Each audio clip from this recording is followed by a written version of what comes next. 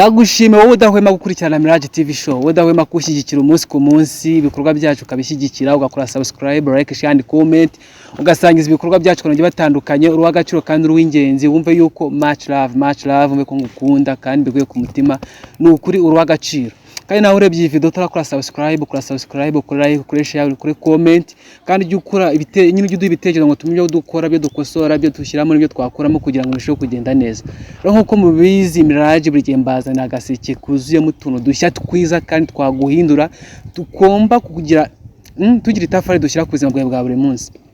Ariko nawe ufite impano zitandukanye, ufite impano yo kubyina, impano yo kuririmba, impano y'ubufashion, nyine yo kumurika imideri, impanero yose, ahangaha niho iwawe, aha niho mu rugo. Ndagushishikariza kujyuza tugakorana umunsi ku munsi, ukagaragaza impano yawe kugira ngo ibashe gutera imbere, tugiraho tuva giye naho tugera kandi tubasha kwifashanyamo.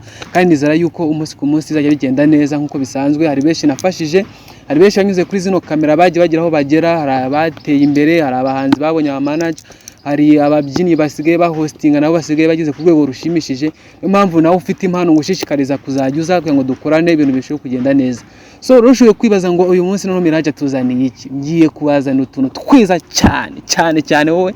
Niyo mpamvu baniteretse imbere ya kamera nk'iyi ngiyi kugira ngo mbaje kukubwira utuntu twagira icyo tukumarira, utuntu twagira itafari dushyira ku buzima bwawe bwa buri munsi. Rero bigaragara yuko hari abantu benshi batarisobanukirwa, ukaba uri mu mwanya utari uwawe, ukijarajara, ukiva ahangaha ukijya ahangaha, aho baguhamagaye hose werekezayo, nyine utaraho umurongo ubuzima bwawe. Niyo mpamvu uje kubwira ibintu bitanu ugomba gukurikiza ukaba wowe ku giti cyawe, wowe inzozi zawe, wowe mwiza, pana wowe mubi, pana wowe ukishidikanya, pana wowe ukitinya, wowe mwiza. Ni ibintu bitarongeye kukubwira nihuta kugira ngo ducunguze uburyo umwete, ariko wabikurikiza akakugira umumaro, wabikurikiza ukabicyamamare, wabikurikiza ukaba umukire, wabikurikiza ukaba ingagari, wabikurikiza ukava mu bwigunge ukajya mu munezero, wabikurikiza nyine ukagira ahantu uva habi na heza ugomba kugera. Rero twihutisha ikintu cya mbere ugomba gukurikiza kugira ngo ube wowe kandi ugere ku iterambere, kugira ngo wowe wiproducinge mundi utari wiyizi ko wifitemo cyane. Ikintu cya mbere ukumvira umutima nama wawe, ikintu cya mbere ni ukumvira umutima nama wawe. Rero ubundi bigaragara yuko umuntu aba ameze nk'afite imitima nama ibiri. Hari umutima ukoshya gukora ibibi, hari n'umutima ukoshya gukora ibintu byiza. Uwo ngo ukoshya nyine ukubwira ko ari byiza byo gukurikiza. Niba ushaka gukora video nk'iyi ngiyi ukajyana ibyo kwitinya nyine ngo ese ngo itarebwe, ngo idakunzwe, ngo byagenda bite, ariko ibyo ngibyo stop, uwo n'umutima nama mubi. Ahubwo umvira umutima nama wawe ukubwira ngo gerageza birashoboka, gerageza birakunda, gerageza n'umunsi bitakunda ejo bizakunda, never give up. Uwo nguwo ni ugomba gukurikiza. Umutima nama wawe mwiza ni ugomba kumvira ugakurikiza kugira ngo wace kugira ku nzozi zawe. Niyo mpamvu gushishikariza yuko mu gihe uteganya gukora ikintu uzi neza ko atari kiri, mu gihe uri guteganya gukora ikintu cyiza, mu gihe ushaka kugerageza ikintu, gukora umurimo runaka, ibikorwa runaka, jya wumvira umutima nama wawe mwiza, ugerageze ukore, urabizi bizakunda. Niyo mpamvu ubushakashatsi bwagaragaje yuko ubundi abantu benshi bavuga yuko umutima nama ari nka roho mutagatifu cyangwa roho ikuyobora. Buri wese ngo agira roho yiwe, umutima nama mwiza wawe niyo roho. Rero iyo wumviye umutima nama mwiza wawe, ubasha gukora ugatera imbere, ubasha gukora ukagira wikura ukagira aho ugera, ubasha gukora ibyiza bitewe nuko hari umutima nama ubu kuyobora mu byiza. Gukora ibyiza ari nabyo tugomba kumvira, akaba ari umutima nama mubi tugomba gutsinda, rero utwoshya gukora ikibi. N'ijambo ry'Imana riravuga ngo tujye dutsinda ikibi. Rero ugomba gukurikiza umutima nama wawe, ukumvira inama ukubwira. Niba ushaka kugera ku ntsinzi, ushaka kugera ku nzozi zawe, ubasha kugera ku bintu byiza kandi byakugirira umumaro.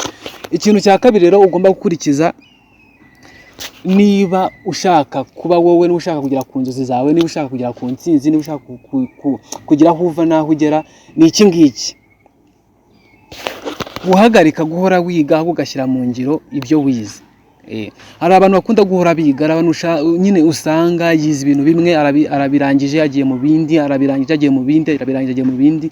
Wize gufotora, urugero wenda ntabwo umaze kumenya ngo ufotore, ugiye kwiga gukora ama video nabyo urarangije kubimenya, ugiye kwiga gukora ama cartoon nabyo urarangije kubimenya, ugiye kwiga gukora ama graphic design nabyo maze kubimenya. Nyine ugahora wiga, uhora nyine uhorana udushya mu kwiga, ariko ntugire umwanya wo gushyira mu bikorwa ibyo wize. Ibyo ngibyo rero bituma uhora n'ubundi mu kwiga, ugasanga n'undi uvukiye mu kwiga, ukuriye mu kwiga, usaziye mu kwiga, nta na rimwe ushyize mu ngiro ibyo wize ngo kubyara umusaruro. Ibyo ngibyo rero ni isoko y'ubushomeri, ni isoko guhora wifuza. cyo ni ikintu cyane gikwereka yuko uranakwifuza kandi ufite ibisubizo muri wowe. Niyo mpamvu ngushishikariza yuko niba hari ikintu wize ukakimenya, niba hari ikintu wize ugomba kujya kugishyira mu bikorwa, ukagishyira mu ngiro, kikakubyarira umusaruro. Niba gufotora nk'uko nabitanze urugero nk'uko nanjye ndi umufotogarafa, bishyire mu bikorwa, ugerageze ushaka akazi ukore bikwinjiriza. Ubona bikukwinjiriza neza nyine ari urwego rushimishije maze kugezaho, ubone nenda no kuvuga ngo ese noneho nongeyemo akandi kantu byagenda gute, ariko byibuze warashyize mu ngiro ibyo wize. Niyo mpamvu umuntu ushaka kugera ku nzozi ze, umuntu ushaka kugera ku ntsinzi, umuntu ushaka kugera ahagera, agomba guhagarika guhora yiga, ahubwo akajya agira umwanya wo gushyira mu ngiro ibyo yize. Wikomeza kujya nyine wiga ibintu bihoraho, wiga bimwe usura mu bindi, wiga bimwe usura mu bindi, nta gihe cyo gushyira mu bikorwa ibyo wize ufite. Iga numara no kwiga ushyire mu bikorwa.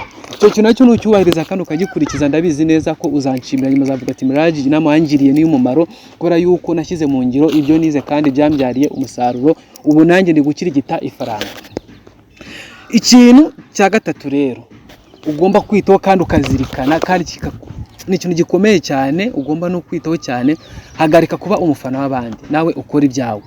Hari abantu babiriho gufana nyine, ugasanga wigufata umunsi wose wigureba utuntu twa club, utuntu kibonke, wigureba ibintu byabamenya, wigureba ibiki n'ibiki, kandi uzi neza ko ufite impano yo kwactinga, uzi ko wakina ka comedy, uzi ko wagerageza amahirwe mu bintu byawe nabe kagenda neza. Wihagarika kuba abafana b'abandi, ugerageza gukora ibintu byawe. Niba ubona wabishobora ubikore, niba ubona yuko ibintu ureba nta mumaro, nta kintu bikwinjiriza, nawe shaka icyo ukora abantu bajya guspendinga mu mwanya bakureba. Niyo warebaga nyine tuvuge ibintu kuri TikTok umunsi ku munsi uri kubinjiriza, nawe kora aka video kawe gashyira kuri TikTok mu mwanya warebaga ureba ibyabo, nawe hagira abakureberega, nawe byakubera, nawe wabicyamamara. Niyo mpamvu ikintu cya gatatu ugomba guhagarika kuba umufana w'abandi, ugakora ibyawe kugira ngo nawe ahubwo kuri attention y'abantu, nawe bakubera abafana. Nawe bajye spending umwanya wabo bari kureba ibintu ukora, kugira ngo nawe ujye spendinga umwanya wawe uhora mu bintu byabo, kandi nawe ufite ubushobozi bwo gukora ibyawe. Nugerageza iki kintu ukagerageza ibintu byawe kugira ngo urebe iby'abandi ahubwo ukora ibyawe, uzanshimira nyuma, ndabizi uzagera ku ntego kandi uzagera ku ntsinzi. Ikintu cya kane rero ugomba kuzirikana kandi gikomeye kizakugira n'umumaro, reba uwo ushaka kuba we, ukora ibintu byose bikwerekeza kugera ku ntsinzi, nyine bikwerekeza kugera kuri wa muntu ushaka kuba we. Niba ushaka gukina umupira nyine menya ngo inzozi zanjye ni izi, nshaka kumenya umupira, ni iki nkora kugira ngo nyine bizangeze ku nzozi zanjye. Ese nkora imyitozo, ese njya mu academy, ese nkora iki, ndeba football skills, nkora iki, bigenda bite. Niba ushaka nyine kuba umuhinzi, ese kuko niba ushaka kujya mpinga imboga, ugerageza guhinga, urakodesha, bigenda gute na gute. Nyine hagarika nyine ibintu nk'ibyo ngibyo bitakurikiza ku nzozi zawe, urebe uwo ushaka kuba we, nurangiza ukore ibintu byose bikwerekeza ku nzozi zawe, bityo bizakugeza ku ntsinzi. Niyo kantu karakomeye kandi mukito akitondera, bitewe nuko iyo ubashe kwisobanukirwa ukamenya ngo ndinge nshaka kugera aha, ndinge nshaka gukora iki, bikugeza ku ntsinzi, bitewe nuko ushaka strategies zose wakora kugira ngo ubashe kugera kuri cya kintu. Ikintu cya nyuma nicyo cya gatanu kirakomeye cyane. Ushoboye kwibaza ngo ni iki, ushoboye kwibaza ngo icyo kintu ni gatiki. Ibaze nawe, ni ikintu cy'ingenzi unakagombye no kukigira icya mbere, ariko nakize icya gatanu kugira ngo ubanze ushyiremo n'utundi tuntu nyine twinyurabwenge kugira ngo tuzabashe kukugeza kuri icyo ngicyo. Hagarika kwigereranya n'abandi, ube wowe ku giti cyawe, ube wowe. Muri make hagarika kwemeza abandi, ahubwo wiyemeze ku giti cyawe. Wowe ku giti cyawe ugire intego zo gukoreraho, wowe ku giti cyawe ugire umurongo mugari ugenderaho, ku giti cyawe nyine ku giti cyawe. Niba ushaka kuba icyamamare, gerageza ibyawe. Niba ushaka kuba nyine umukinnyi mwiza, shaka uburyo bwa training, wenda avuga ngo nubwo runaka bishoboye nanjye ndashoboye. Wigendera ku byo gushoboye nyine, ngo ingendo y'undi iravuna. Icyo kwigana runaka utazi igihe byamufashe, utazi ibyaciyemo kugira ngo agere ku izanzozi ze, wowe iyemeze ku giti cyawe. Niba ari ukwambara wambare nkawe, niba ari ukurya urye nkawe, niba ari imibereho ubeho nkawe. Nyine wowe uhintego uvuge ngo kubera ko ari icyo nshaka, kubera ko aho ushaka kugera, ngomba kuba nge ngakora mu buryo bwanjye, mu ngendo yanjye, mu bushobozi bwanjye, kandi bingeze ku ntsinzi, bingeze ku cyo ushaka kuba cyo. Rero usanga ari abantu bashaka kwemezanya, ugasanga niba bigana abandi ntibibahire, bitewe nuko nyine ntabwo tutuka muri family background zimeze kimwe, ntabwo ubushobozi bwacu bumeze kimwe, financial income wapi, imibereho wapi, nyine welfare, nyine ibintu byose ugasanga ntabwo tubihuje. Niyo mpamvu ukwiye kuba wowe wowe ugaranira kuba wowe ugakora ibintu mu buryo bwawe, ukagerageza ibintu mu buryo bwawe. Ndabizi ko nubikora nubigerageza bizakugeza ku ntsinzi, kandi nugerageza uzanshimira nyuma. Stay tuned. Iyo ni Mirage kuri Mirage TV show. Nkuko bisanzwe mba utuntu twiza, mbakuru utuntu twiza, niyo mpamvu gushishikariza kujya unkurikirana ukankundisha n'abandi. Kandi nyine ufite inyunganizi, igitekerezo ushaka kuza tukagirana ikiganiro, ushaka kudukorana, ufite ibintu basangiza abanyarwanda, ni karibu. Kandi ndabizi neza bizagenda neza, ndi kumwe namwe, turi kumwe dufatanyije, ntacyo tutagiraho. Ndabakunda. Shalom, amahoro y'Imana abane namwe. Kandi nyine ndakuzirikana nkuko nkuzirikana ngo gucakira ibishya, nkakucyakira utuntu twakugira umumaro, niko nawe mba ngira ngo niba urebye iyi video isangiza abandi, kuri like, share, subscribe mutarabikora. Kandi waranabikoze nyine ukomeje kunkundisha n'abandi, ndabizi kazafatwa, ndabizi bizagenda neza, ndabizi tuzacelebra umunsi twageze ku ntsinzi, twabashe kwesa imihigo, twageze ku nzozi zacu. Ndabakunda rero, ndabakunda kandi abazirikana muri Imana bari namwe, mukomeze munkundishe n'abandi.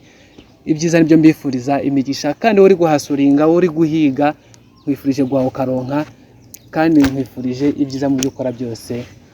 Bye, duhure mu bindi biganiro bikurikiye nkuko bisanzwe. Ndabakunda.